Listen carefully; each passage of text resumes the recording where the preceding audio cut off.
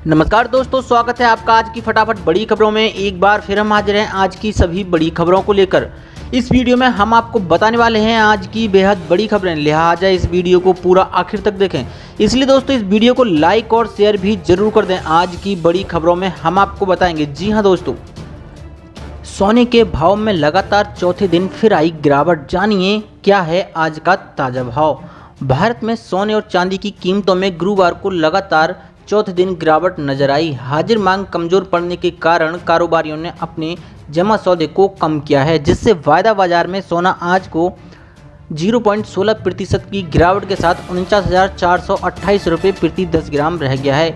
Multi commodity exchange में अक्टूबर महीने में डिलीवरी वाले सोना अनुबंध की कीमत 80 रुपये यानी 0.16% की गिरावट के साथ 49,428 रुपये प्रति 10 ग्राम रह गया। इसमें 6,936 लॉट के लिए कारोबार हुआ। सोना के दिसंबर महीने में डिलीवरी वाले अनुबंध की कीमत 68 रुपये यानी 0.14% की गिरावट के साथ 49,482 रुपये प्रति 10 ग्राम रह गया है। इसमें 11,780 लॉट के लिए कारोबार हुआ।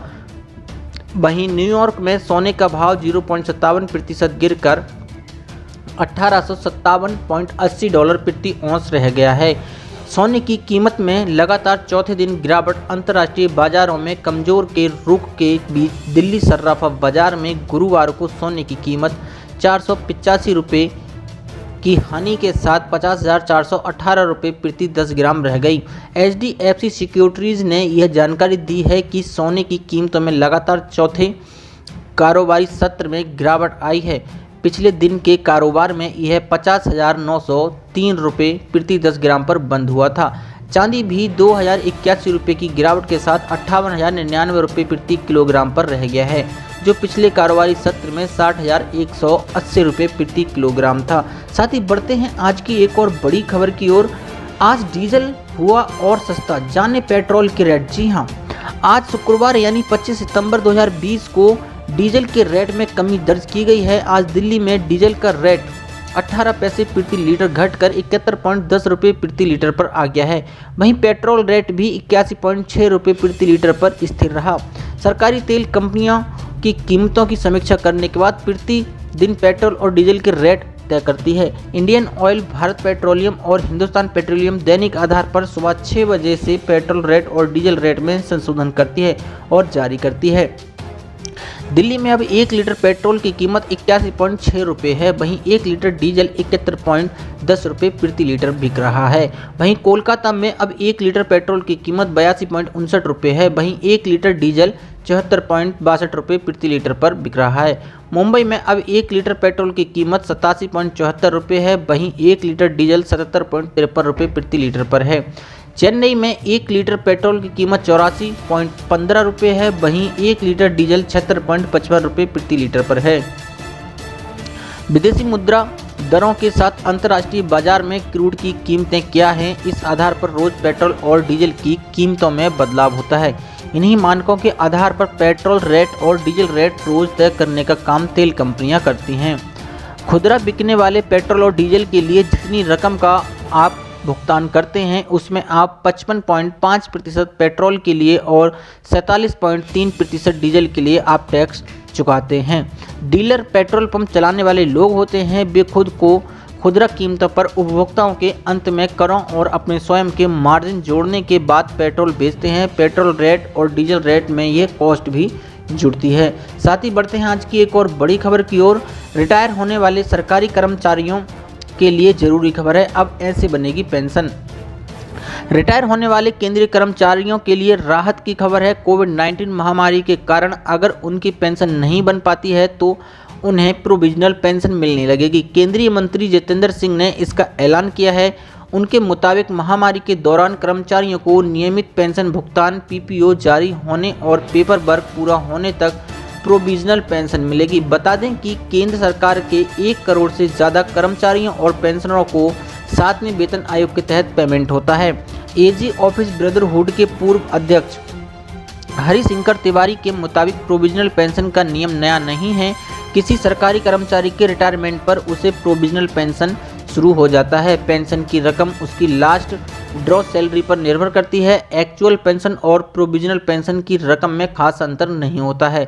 महामारी और लॉकडाउन के दौरान सरकारी कर्मचारियों को मुख्य दफ्तर में पेंशन फॉर्म जमा करने में दिक्कत हो रही थी या वे सर्विस बुक के साथ दावा फॉर्म संबंधित वेतन और लेखा पे एंड अकाउंट कार्यालय में जमा करवाने में असमर्थ रहे। खासकर दोनों कार्यालय अगर अलग अलग शहर में हों तो यह समस्या और बढ़ जाती है। कार्मिक जन शिकायत और पेंशन मामलों के मंत्री सिंह ने यह केंद्रीय सशस्त्र पुलिस बलों के लिए जरूरी है जो एक शहर से दूसरे शहर लगातार आते जाते हैं। इनके हेड ऑफिस, सैलरी और अकाउंट दफ्तर दूसरे शहरों में होते हैं। मोदी सरकार के सत्ता में आने के बाद से पेंशन और पेंशनभोगी कल्याण विभाग में काफ़ी बदलाव किए गए हैं। उसे ऐसे तैयार किया गया है जिससे वह संबंधित कर्मचारी को बिना किसी देरी के रिटायरमेंट के दिन से ही पीपीओ दे सकें। हालांकि कोविड-19 महामारी और लॉकडाउन के कारण दफ्तर काम ठीक ढंग से नहीं चल पा रहा है। इस दौरान रिटायर होने वाले कुछ कर्मचारियों को पीपीओ नहीं जारी किया जा सका है। लेकिन मौजूदा सरकार पेंशनभोगी और वरिष्ठ नागरिकों को लेकर संवेदनशील है, इसलिए सीसीएस पेंशन नियम 1972 के तहत नियम पेंशन पेमेंट में देरी से बचने के लिए नियम में छूट दी जा सकती है ताकि अस्थायी पेंशन और अस्थायी ग्रेच्युटी का भुगतान बिना किसी रुकावट के नियमित पीपीओ जारी होने तक हो सके। कार्मिक मंत्रालय ने कहा है कि कोविड-19 महामारी के दौरान रिटायर होने वाले केंद्र सरकार के कर्मचारियों को पेंशन पेमेंट आदेश जारी होने और दूसरा पेपर वर्क होने तक अस्थायी पेंशन की रकम मिलती रहेगी। साथ ही बढ़ते हैं एक और बड़ी खबर की ओर। 7वें वेतन आयोग से जुड़ी इन बातों को शायद ही जानते होंगे आप। 7वें वेतन आयोग द्वारा वेतन और पेंशन से संबंधित सिफारिशें 1 जनवरी 2016 से लागू की गई हैं, जबकि भत्तों से संबंधित सिफारिशें 1 जुलाई 2017 से लागू हुई हैं। शायद ही यह बात जानते होने के केंद्रीय कर्मचारी सार्वजनिक क्षेत्र के उद्यमों सीपीएसई के कर्मचारियों पर 7वीं सीपीसी लागू नहीं होती है। इसी के अंतर्गत आने वाले भारत संचार निगम लिमिटेड यानी बीएसएनएल और महानगर टेलीफोन निगम लिमिटेड एमटीएनएल में भी केंद्रीय वेतन आयोग की सिफारिशें लागू नहीं की गई हैं। केंद्र सरकार के मुताबिक 7वें वेतन आयोग की सिफारिशें केंद्र सरकार के कर्मचारियों के लिए मान्य हैं और भारत संचार निगम लिमिटेड बीएसएनएल और महानगर टेलीफोन निगम लिमिटेड एमटीएनएल सहित अन्य सीपीएसई के कर्मचारियों पर यह लागू नहीं होता है। केंद्रीय सरकारी लोक उद्यमों सीपीएसई के कर्मचारियों को औद्योगिक कर्मचारियों के रूप में वर्गीकृत किया गया है और यह वेतनमानों की औद्योगिक महंगाई भत्ता प्रणाली द्वारा अधिशासित होते हैं। वर्ष 1981 से केंद्रीय सरकारी उद्यमों में सभी नियुक्तियां आईडीए वेतनमानों के अंतर्गत हुई हैं। केंद्रीय वेतन आयोग सीपीसी केंद्रीय कर्मचारी पर लागू होता है जो वेतनमानों के केंद्रीय महंगाई भत्ता वेतनमानों द्वारा अधिशासित होते हैं। इसलिए 7वें केंद्रीय वेतन आयोग सहित केंद्रीय वेतन आयोगों की सिफारिशें केंद्रीय सरकारी लोक उद्यमों पर लागू नहीं होती हैं। स्टील अथॉरिटी ऑफ इंडिया में भी आईडीए के तहत वेतनमान मिलता है, इसलिए 7वें वेतन आयोग की सिफारिशें उनके कर्मचारियों पर लागू नहीं होती हैं।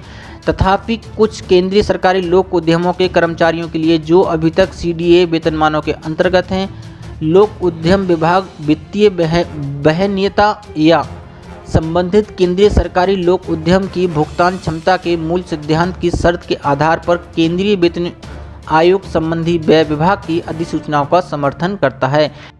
मजदूरों को पीएम मोदी ने दिया तोहफा, 44 श्रम कानूनों में बड़ा बदलाव किया है। जी हां, देश के 50 करोड़ संगठित और असंगठित क्षेत्र के मजदूरों और कामकाजी लोगों के लिए केंद्र सरकार ने बड़ा फैसला लिया है।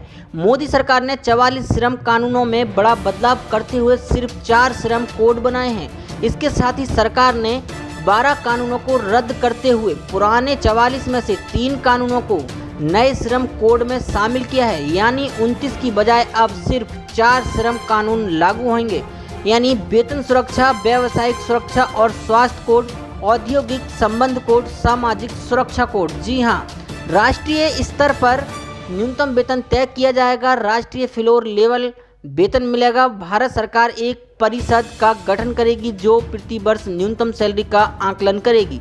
वेतन का निर्धारण भौगोलिक स्थिति और स्किल के आधार पर होगा। 15,000 रुपये न्यूनतम वेतन फिक्स करने की संभावना, इस पर अंतिम कमेटी करेगी। कंपनियों को वेतन समय पर देना होगा। महीने की 7 से 10 तारीख तक कर्मचारी को वेतन हर हाल में देना होगा। पुरुष और महिला को समान वेतन मिलेगा। काम करने के लिए सुरक्षित वातावरण होना चाहिए।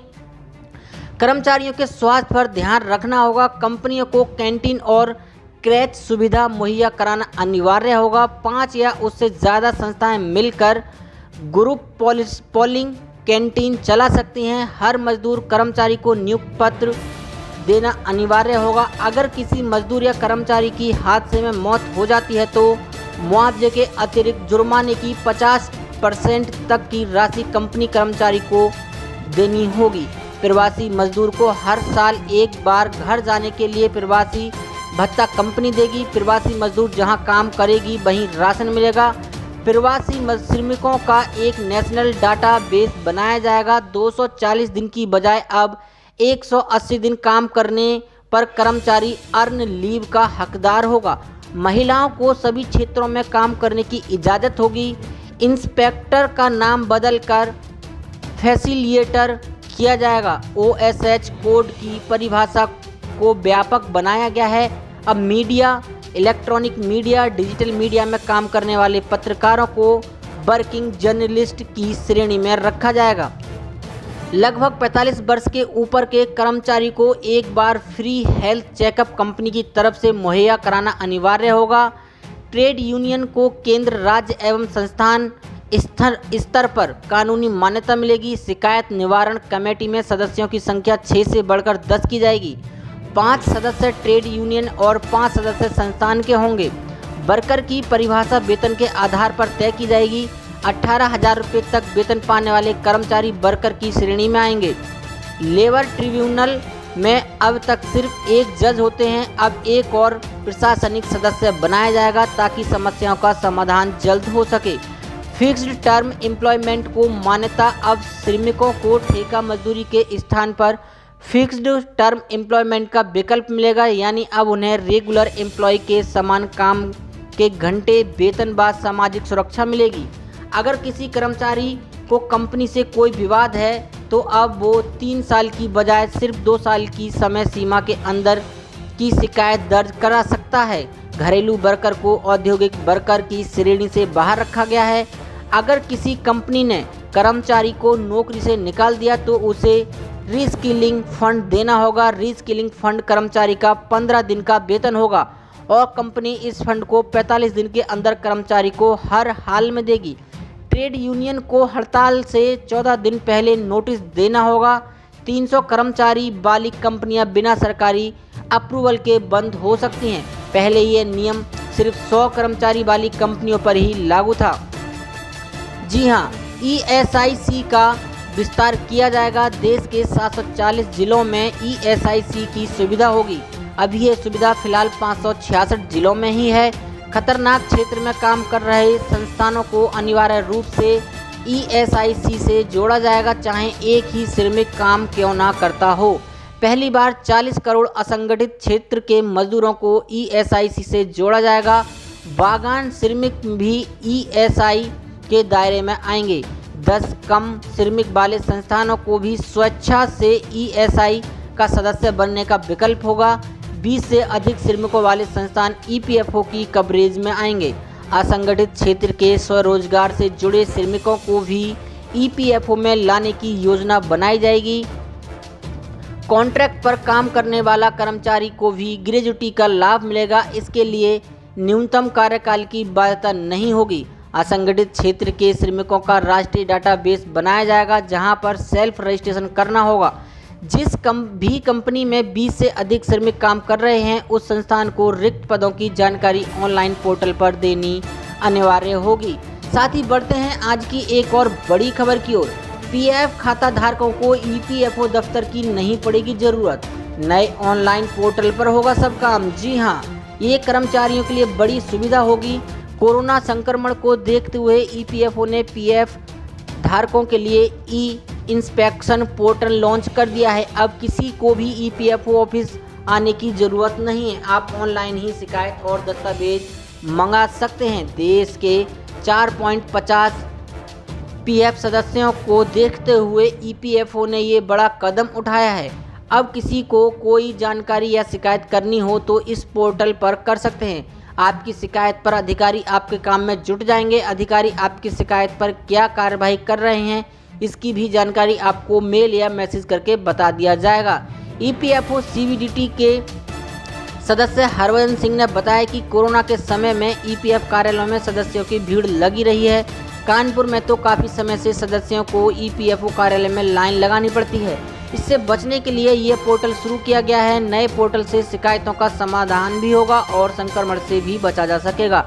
ईपीएफओ ने ऑनलाइन पोर्टल पर पीएफ सदस्यों की हर प्रकार की शिकायत को लेने की सुविधा दी है। ये पोर्टल सिर्फ पीएफ सदस्यों के लिए ही नहीं, यहाँ काम करने वालों के लिए भी है। ईपीएफओ के इंस्पेक्टर भी कंपनी में नहीं जा सकते हैं। साथ ही बढ़ते हैं एक और बड़ी खबर की ओर। 60 साल की उम्र के बाद नहीं होगी पेंशन की चिंता, हर महीने मिलेंगे 5,000 रुपये। जी हां, अटल पेंशन योजना के तहत 18 से 40 साल की उम्र के लोग आवेदन कर सकते हैं। अगर निवेशक की 60 साल के बाद मौत हो जाती है तो नॉमिनी को 50% पेंशन मिलेगी। जी हां, बुढ़ापे में पैसों का सोचकर चिंतित होना अब नहीं पड़ेगा।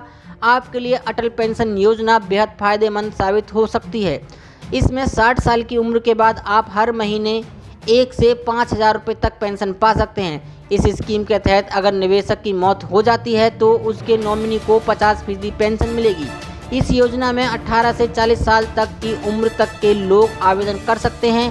सरकार की ओर से अटल पेंशन योजना का संचालन pension fund regulatory and development authority द्वारा किया जाता है। अब तक इस योजना से 2.23 करोड़ से ज़्यादा लोग जुड़ चुके हैं। इस स्कीम में अलग अलग उम्र और पेंशन स्लैब के हिसाब से उसे आंशिक योगदान करना होता है। अगर कोई 18 साल में इस स्कीम से जुड़ता है तो उसे 42 रुपये से लेकर 210 रुपये प्रति माह निवेश करना होता है।